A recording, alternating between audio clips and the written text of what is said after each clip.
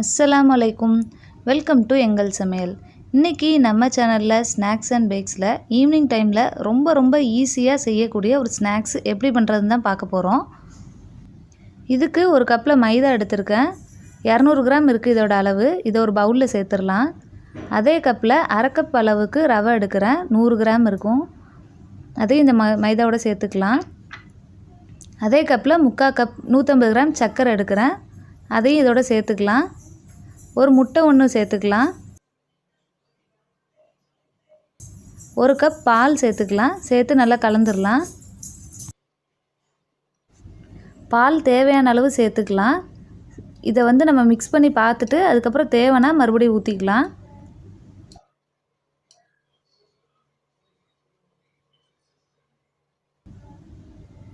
கால் teaspoon உப்பு, ஒரு சிட்டிகை சோடா உப்பு சேர்த்துக்கலாம். 1 டேபிள் ஸ்பூன் தயிர் சேர்த்துக்கலாம். சேர்த்துட்டு இது எல்லாத்தையும் நல்லா கலந்து விட்டுறலாம். கட்டி எதுவுமே இல்லாமல் நல்லா கலந்து வச்சிடலாம். இதுதான் மாவோட பதம். இது ரொம்ப கட்டியாகவும் இருக்கக்கூடாது, ரொம்ப தண்ணியாகவும் இருக்கக்கூடாது. இதை ஒரு 15 நிமிஷம் ஊற வச்சிடலாம். இப்போ 15 நிமிஷம் ஆயிடுச்சு. நம்ம இதை எண்ணெயில் ஃப்ரை பண்ணி எடுக்க போகிறோம். இப்போ எண்ணெய் நல்லா சூடாக இருக்குது. இந்த மாவுலேருந்து ஒரு கரண்டியில் கொஞ்சம் கொஞ்சமாக எடுத்து ஊற்றினோன்னா நல்லா புசு புசுன்னு வந்துடும்.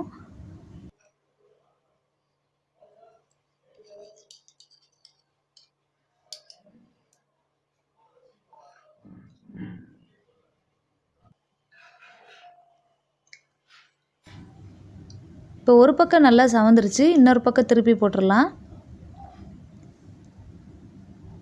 இப்போ 2 பக்கமும் சவந்ததுக்கப்புறம் இது எல்லாத்தையும் நம்ம எடுத்துடலாம்.